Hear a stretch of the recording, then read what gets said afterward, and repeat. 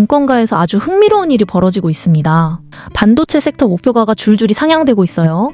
그것도 보수적이기로 유명한 대형 증권사들이 말이죠. 특히 메모리 반도체 기업들에 대한 전망이 완전히 달라지고 있습니다. SK하이닉스가 영업이익률 50%에 도전한다는 분석이 나오고 있고 100만 하이닉스 기대감이 업계 관계자들 사이에서 조심스럽게 회자되고 있어요.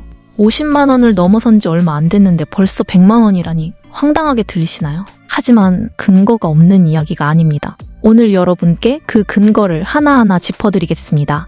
AI 메모리 반도체가 재평가 국면으로 돌입하고 있습니다. 지금까지 AI 수혜는 엔비디아 같은 AI 반도체 기업, 그 다음이 SK하이닉스의 HBM 정도로만 국한됐죠.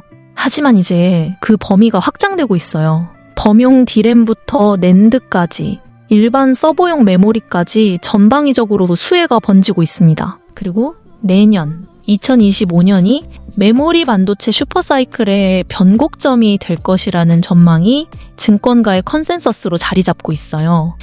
현재 저평가받고 있는 메모리 반도체 밸류에이션이 내년에 재평가될 것이다. 이게 핵심입니다. SK하이닉스의 내년 설비 투자 규모가 역대 최대치를 경신할 것으로 예상됩니다. 그럼 여기서 질문 하나 던져볼게요. 기업이 역대 최대 규모로 투자를 한다는 건 무슨 의미일까요? 그만큼 확신이 있다는 뜻이죠. 수요 폭발을 예상하고 있다는 겁니다. 그리고 그 수혜는 반도체 소부장 기업들로 흘러갑니다. 특히 주목할 만한 건 모건 스탠리의 입장 변화예요. 일명 반도체 저승사자로 불리던 모건 스탠리. 작년에 반도체 비관론을 쏟아내면서 주가를 반토막 넘어 3분의 1토막까지 만들었던 그 모건 스탠리가 말이죠. 올해 상반기까지도 부정적 전망을 유지하다가 최근 완전히 돌아섰습니다. 메모리 반도체가 슈퍼사이클에 진입하고 있다는 리포트를 내놓은 거예요. 내년 메모리 업계가 막대한 수익을 창출할 것이고 강세장 시나리오에서 삼성전자는 17만 원, SK하이닉스는 85만 원까지 갈 수 있다고 제시했습니다. 모건 스탠리가 SK하이닉스를 PER 3배로 평가했어요. 과거 SK하이닉스가 잘 나갈 때의 밸류에이션을 넘어서는 수준입니다. 그런데 SK증권은 더 나갑니다. 강세장 시나리오에서 PER 400까지도 가능하다고 봤어요. 이게 무슨 의미냐면 100만 원 목표가가 허황된 숫자가 아니라는 겁니다. 물론 증권사 목표가가 반드시 달성되는 건 아니에요. 하지만 근거가 있다는 게 중요합니다. 그 근거를 이해하면 시장이 어디로 향하는지 보이거든요. SK하이닉스의 3분기에 이어 4분기도 역대 최대 실적이 확실시되고 있습니다. 4분기 매출 28조 1천억 원, 영업이익은 14조 1천억 원으로 전망되고 있어요. 영업이익률을 계산해보면 50%가 넘어갑니다. 반도체 제조기업이 영업이익률 50%라는 게 얼마나 대단한 수치인지 아시나요? 엔비디아가 현재 영업이익률 60%를 넘어갔죠. TSMC는 이미 50%를 돌파했고요. 그러면서 AI 수혜의 무게추가 메모리 반도체로 넘어오는 시기라는 분석이 나오고 있습니다. 내년이 SK하이닉스의 역대 최고 시기가 될 것이라는 전망이 지배적이에요. 그런 전망이 부각되면서 주가가 이미 많이 올랐습니다. 하지만 실적이 실제로 나오면서 어닝 서프라이즈까지 더해진다면 어떻게 될까요? 게다가 글로벌 AI 업계에서 엔비디아나 TSMC 주가가 올라가는 구간에 SK하이닉스만 혼자 빠지기는 어렵죠. 증권사 목표가가 80만 원에서 100만 원대라는 건 현재 주가 대비 50%에서 80%의 추가 상승 여력이 열려 있다는 뜻입니다. 여기에 한 가지 변수가 더 있습니다. 바로 환율이에요. 최근 원달러 환율이 급등 추세죠. 상반기만 해도 1,400원 아래에서 움직이던 게 최근 1,480원대 초읽기에 들어갔습니다. 2에서 3년 만에 고점 수준이에요. 원달러 환율이 오르면 수출 기업 실적에 인플레이션이 발생합니다. SK하이닉스 같은 기업들은 매출의 대부분이 해외에서 나오거든요. 환율이 100원만 올라도 실적이 크게 개선돼요. 그럼 어닝 서프라이즈가 나타날 수 있고 주가도 함께 오르는 실적과 주가의 동반 인플레이션이 발생하는 겁니다. 지금 환율 상황까지 고려하면 내년 실적은 현재 전망치보다 더 좋아질 가능성이 높아요. 혹시 중국 메모리 업계가 DDR로 양산에 돌입한다는 뉴스 보셨나요? 걱정하시는 분들 계실 겁니다. DDR4 때 중국이 대량 생산하면서 메모리 가격이 폭락했던 악몽이 떠오르시죠? 작년에 그 여파로 삼성전자가 적자 전환까지 했었잖아요. 하지만 지금은 상황이 완전히 다릅니다. 중국이 만들고 있는 DDR5는 1A 나노 세대인데 우리나라는 이미 1B, 1C를 지나 지금 1C 플러스 세대까지 가고 있어요. 몇 세대나 뒤처진 기술입니다. 우리는 10나노 공정을 쓰는데 중국은 16나노 공정을 쓰고 있어요. 공정이 낮을수록 반도체 가격은 비싸지고 성능은 떨어집니다. 더 결정적인 건 미국의 규제예요. 네덜란드 ASML의 EUV 장비 접근이 제한되면서 중국은 첨단 공정으로 나아갈 수 없게 됐습니다. 현재 중국 DDR5의 수율이 50% 수준이에요. 양산 가능한 수준이 아닙니다. 막대한 적자를 감수하면서까지 굳이 여기에 뛰어들 가능성은 크지 않다는 게 업계 관계자들의 중론입니다. 그래서 내년 강세장 시나리오에서 중국 DDR5는 큰 변수가 되지 않을 것이라는 분석이에요. 국내 반도체 업계가 엄청난 실적을 거두는데 지금 이견이 없습니다. 현재 국내 메모리 업계는 미국 마이크론보다 저평가받을 이유가 없습니다. 특히 SK하이닉스는 기술력도 뛰어나고 HBM 점유율도 높은데 지금 마이크론의 12개월 선행 PBR이나 PER이 SK하이닉스나 삼성전자보다 높아요. 미국 기업이라는 이유만으로 더 높은 밸류에이션을 받고 있는 거죠. 하지만 기술력이나 시장 지위를 따지면 SK하이닉스가 절대 뒤지지 않습니다. 오히려 앞서 있어요. 그럼 이 밸류에이션 격차는 언젠가 좁혀질 수밖에 없겠죠. 게다가 마이크론은 내년에 적용해야 하는 HBM사를 재설계해야 하는 악재를 안고 있습니다. 재설계한다는 거는 내년 상반기 콜 테스트가 어려워진다는 뜻이에요. 하반기 적용도 불투명하죠. 1년 동안 최첨단 공정 경쟁에서 탈락하는 겁니다. 그럼 그 빈자리를 누가 채울까요? 당연히 삼성전자와 SK하이닉스예요. 점유율 확대가 확실시되는 상황입니다. 자, 여기까지 들으시면서 어떤 생각이 드시나요?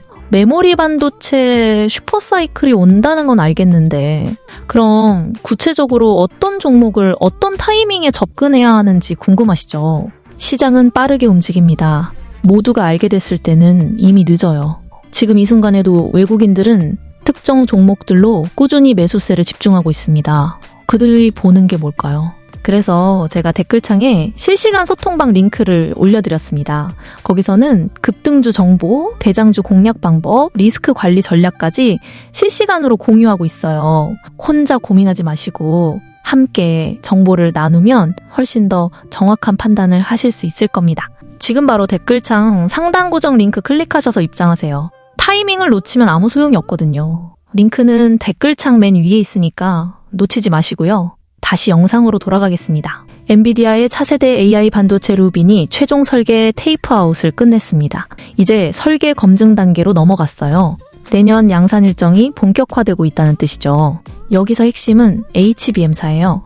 루빈에는 HBM사가 탑재됩니다. 그럼 HBM사 매출이 본격화되는 시점이 바로 내년이에요. 그리고 그게 주가에 반영되는 타이밍도 다가오고 있습니다. 현재 AI 메모리 수혜가 HBM에만 집중되던 단계를 넘어서고 있어요. 다양한 메모리를 조합해서 AI의 전반적인 성능을 향상시키는 단계로 확장되고 있습니다. HBM만이 아니라 범용 D램, 낸드까지 모두 중요해지는 거죠. 엔비디아는 한 가지 우려를 안고 있습니다. 바로 빅테크들의 자체 AI 반도체 개발 움직임이에요. 오픈 AI, 퀄컴, 브로드컴, 애플, 테슬라, 구글, 메타 모두 자체 AI 칩을 개발하고 있습니다. 엔비디아는 GPU 기반의 병렬 처리 시스템인데 AI 전용 반도체는 NPU 쪽으로 무게추가 이동할 수밖에 없어요. 그래서 엔비디아 독점 구조가 깨질 수 있다는 우려가 있죠. 하지만 여기서 메모리 반도체의 차별성이 나옵니다. 삼성전자나 SK하이닉스 같은 메모리 업체들은 엔비디아가 만들든 구글이 만들든 애플이 만들든 상관없어요. 누가 만들든 AI 반도체에는 메모리가 필요하거든요. 그리고 그 메모리는 결국 삼성전자와 SK하이닉스에서 사야 합니다. 이게 메모리 반도체의 핵심 경쟁력이에요. 그래서 내년 메모리 업종 밸류에이션 재평가의 변곡점이 된다는 겁니다. 우리나라 주식시장은 미국과 조금 다릅니다. 미국은 점진적으로 상승하는 반면 한국은 메모리 반도체 업황에 따라 급등과 급락을 반복해요. 변동성이 큰 겁니다. 하지만 거꾸로 생각하면 기회예요. 메모리 초호황기에는 같은 기간 동안 시스템 반도체 대비 메모리 반도체 수익성이 훨씬 크게 나타나거든요. 주가 상승이 꾸준하지는 않지만 단기적으로 미국 주식들보다 훨씬 강하게 오르는 타이밍이 분명히 있습니다. 지금이 바로 그런 국면입니다. 실제로 9월부터 2달 만에 첨단 D램 가격이 3배 급등했어요. 내년까지 이 추세가 유지된다면 메모리 반도체 가격은 말 그대로 부르는 게 값이 됩니다. SK 하이닉스는 내년 설비 투자를 대폭 확대할 계획입니다. HBM에만 집중하던 것에서 D램, 낸드까지 슈퍼사이클을 기대하면서 전방위 라인 투자가 진행되어 여기서 중요한 포인트가 있습니다. 올해 하반기에 SK하이닉스가 HBM3 투자를 중단하고 HBM4로 전환했어요. 그래서 장비 발주를 멈췄거든요. 그 여파로 HBM 주요 장비 기업들의 하반기 실적이 좋지 않습니다. 연말에 실적 악화로 인한 단기 조정이 나올 수 있다는 뜻이에요. 하지만 이게 오히려 투자자분들에게는 기회가 될 수 있습니다. 내년 연말 연초에 HBM부터 D램, 낸드까지 전체 설비 확대가 진행되면서 반도체 소부장 기업들의 실적이 폭발할 테니까요. 내년 상반기 어닝 시즌을 주목해야 하는 이유예요. 이제 구체적인 수혜 기업들 살펴보겠습니다. 첫 번째는 하나비전입니다. 반도체 장비 여러 가지를 개발하는데 지금 가장 주목받는 건 본더예요. 차세대 패키징 장비죠. 내년 초에 하이브리드 본더를 출시합니다. 이게 차세대 HBM 장비 시장에서 본격적인 경쟁이 시작되는 제품이에요. 그런데 업계 1위 한미반도체는 내후년에야 양산에 돌입합니다. 1년 정도 기술 격차가 나는 거죠. 내년부터 적극 도입되는 하이브리드 본더 시장에서 하나비전이 선점 효과를 누릴 수 있다는 분석이 나오고 있어요.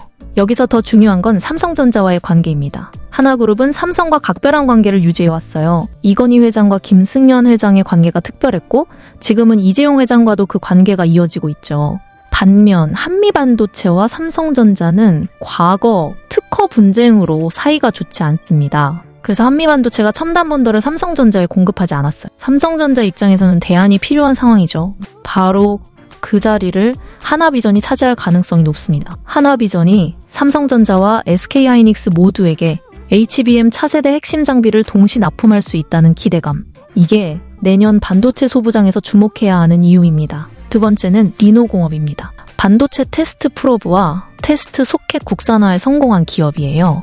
원래 전량 수입에 의존하던 품목인데 국산화 이후 세계 점유율 1위까지 달성했습니다. 세계 최고 기술력을 인정받고 있는 거죠. 리노공업의 놀라운 점은 영업이익률입니다. 소재나 부품 기업 중에 드물게 40%를 돌파하고 있어요.